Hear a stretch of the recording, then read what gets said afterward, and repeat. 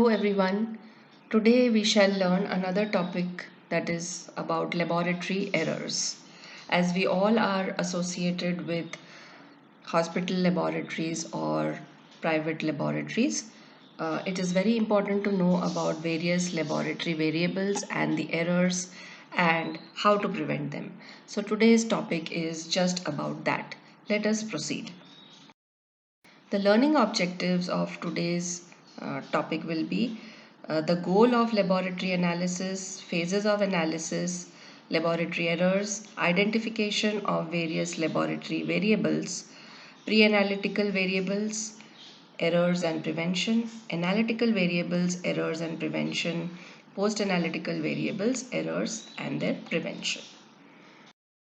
So, what is the goal of any diagnostic laboratory? So basically the role of a laboratory practice is to provide reliable laboratory results or data to the healthcare provider in order to assist in clinical decision making, and this in turn will be involved in quality assurance. So that is the goal of every laboratory. Now, in order to achieve this goal, we need to identify certain things. So, let us proceed with that. So, there are various phases of laboratory testing.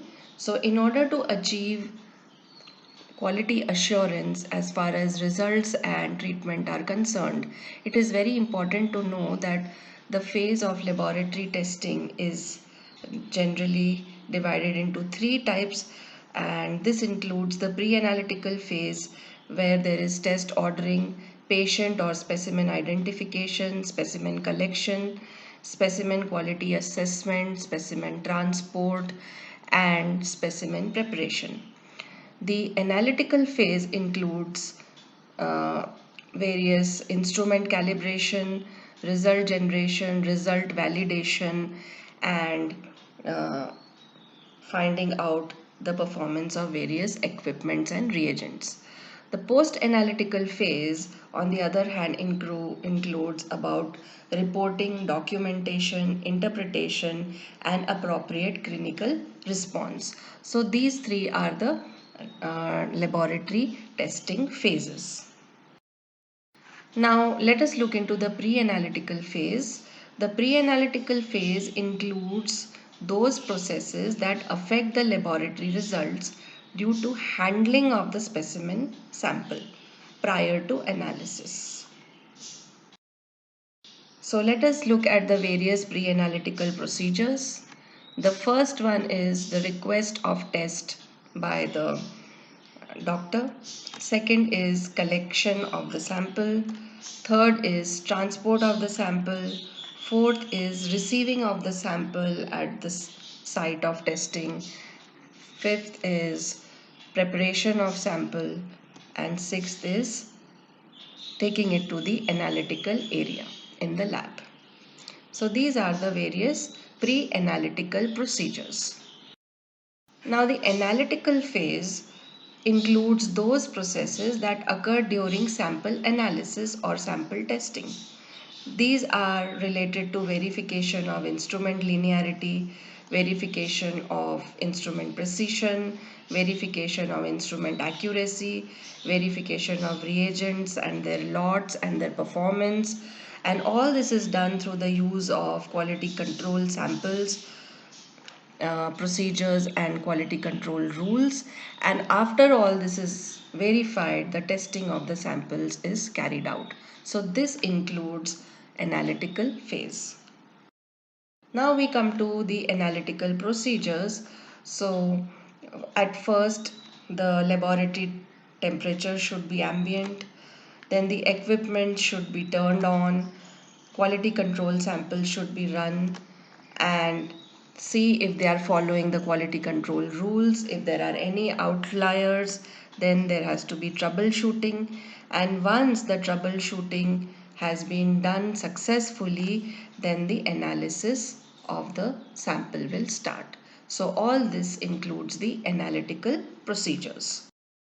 We come to the third phase, that is the post-analytical phase, and it includes timely and accurate laboratory result reporting and other aspects that occur after the analytical phase.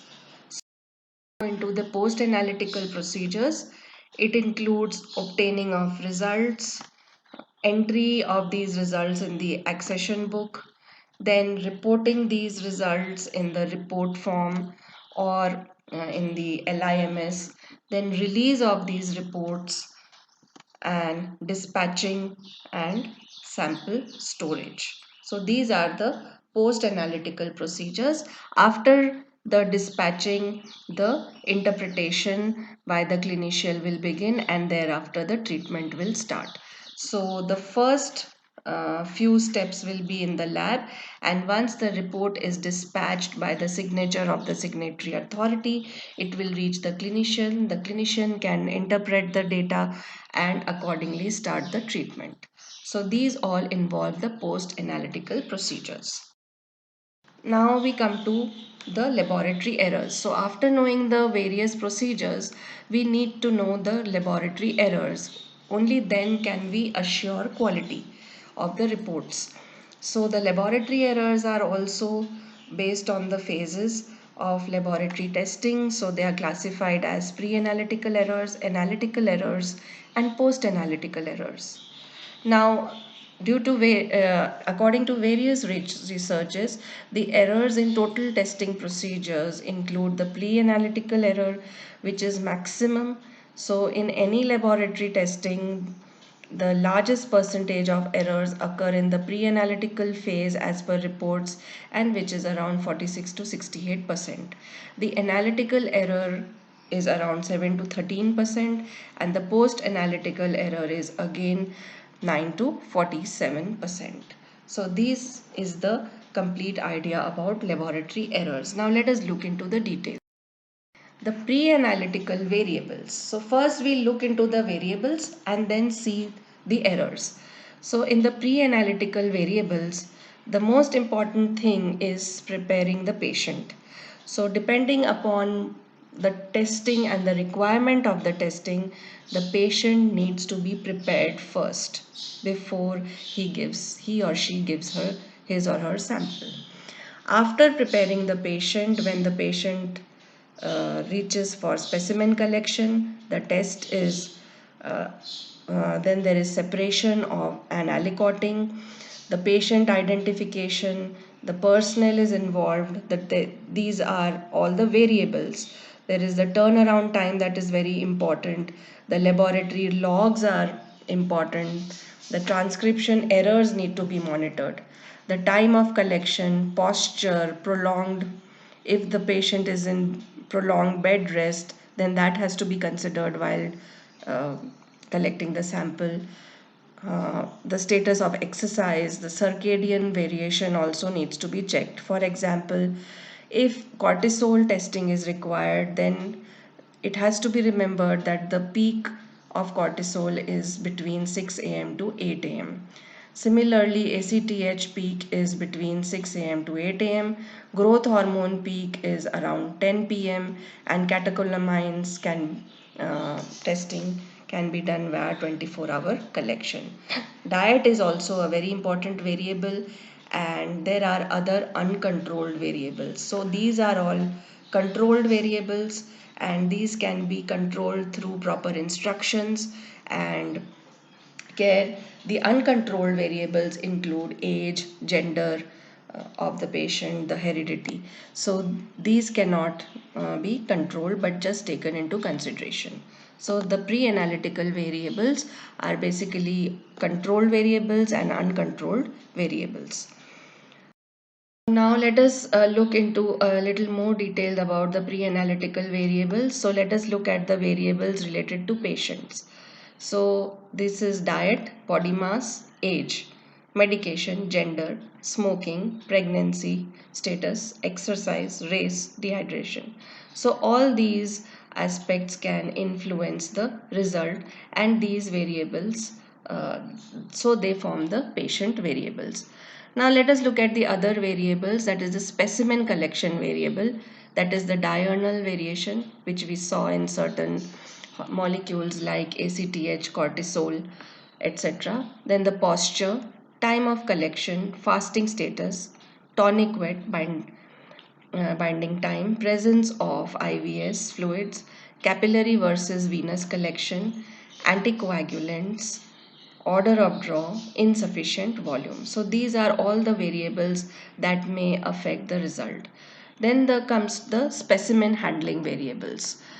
These include hemolysis or clotted blood, lipemia, centrifugation, processing time, temperature, sunlight, evaporation, aliquoting, labeling, and transport conditions. So the pre-analytical variables can be related to the patient, it can be related to the specimen collection, and it can be related to the specimen handling.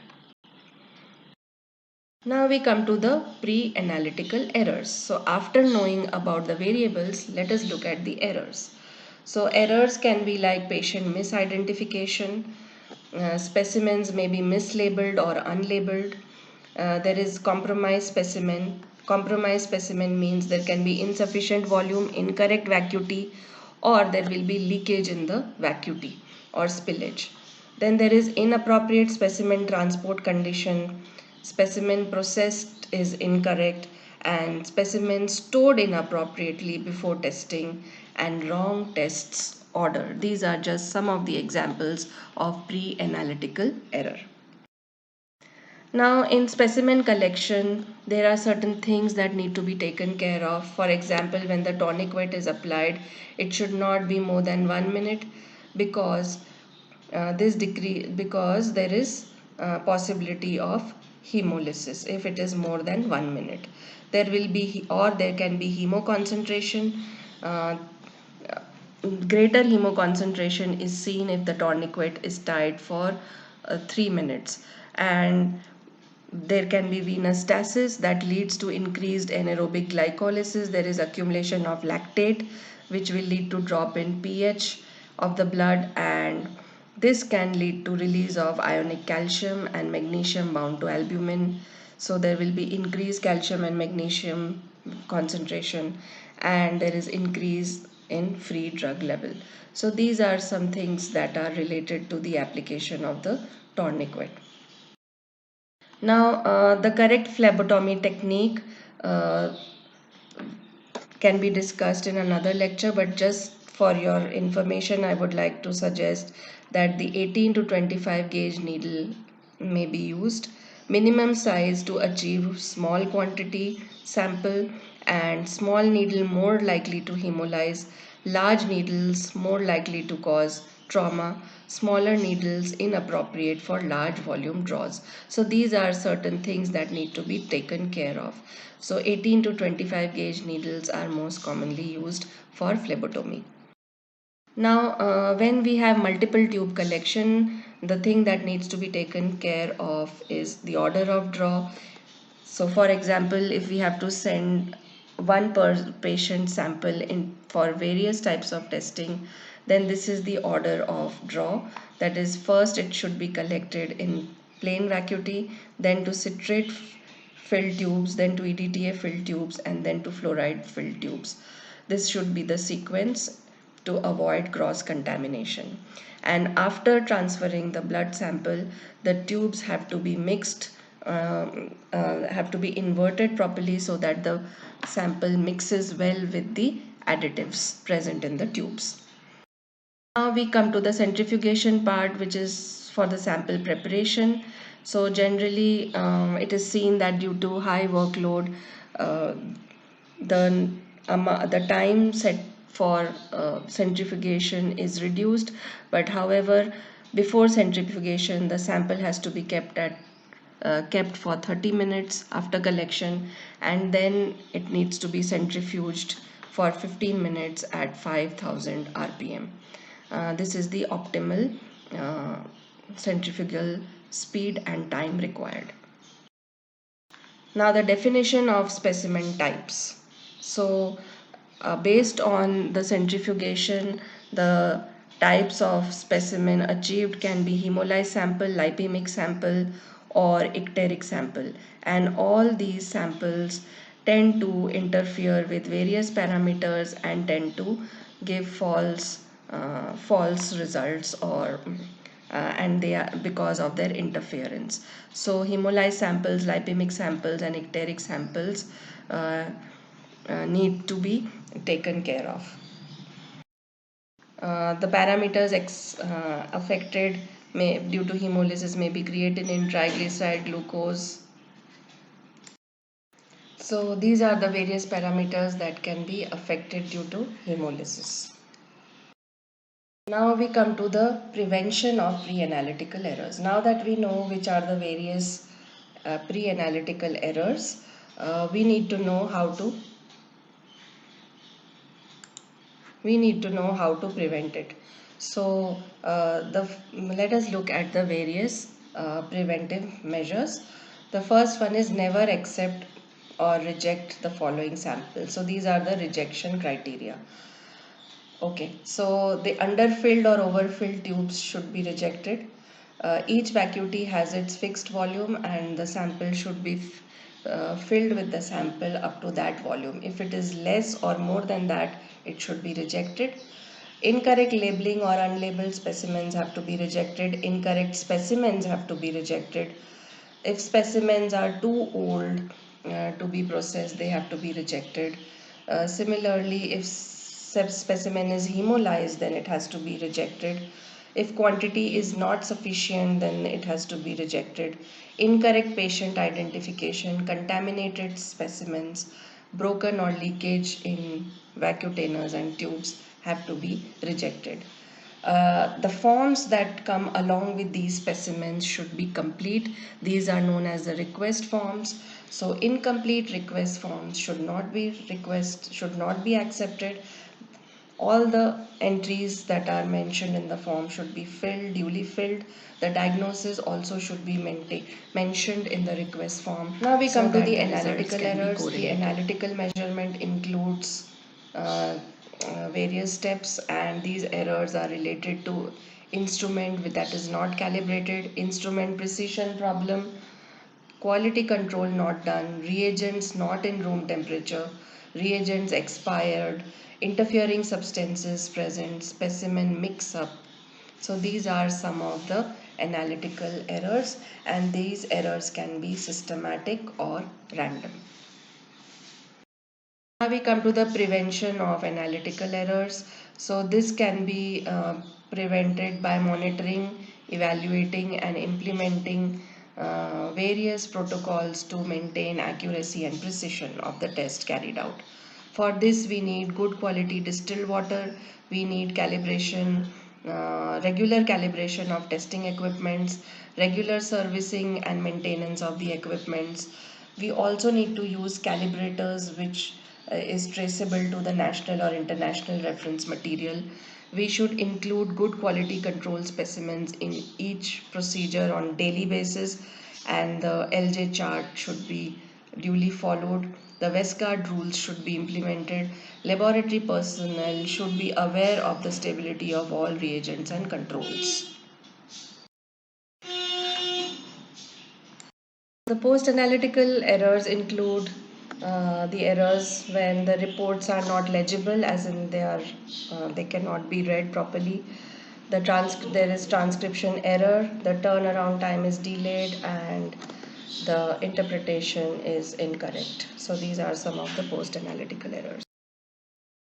Now, prevention of post-analytical error. In order to avoid transcriptional errors in the result of the test, the reporting signatory authority or the technicians have to verify the result before the results are reported or dispatched. Signatory authority should scrutinize it before signing. Person receiving reports should also sign in the record entry book after collecting the reports. So at each level there is proper scrutiny.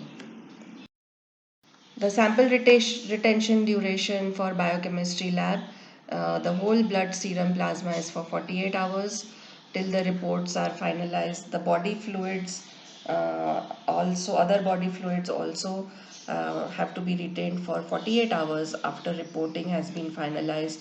Urine routine sample 24 hours has to be preserved, and 24-hour urine samples can be discarded after 48 hours of reports that have been finalized. So these are the various standardized time durations for which samples have to be retained. Thank you. Keep viewing my lectures and enjoying them. Thanks a lot. Subscribe to my channel.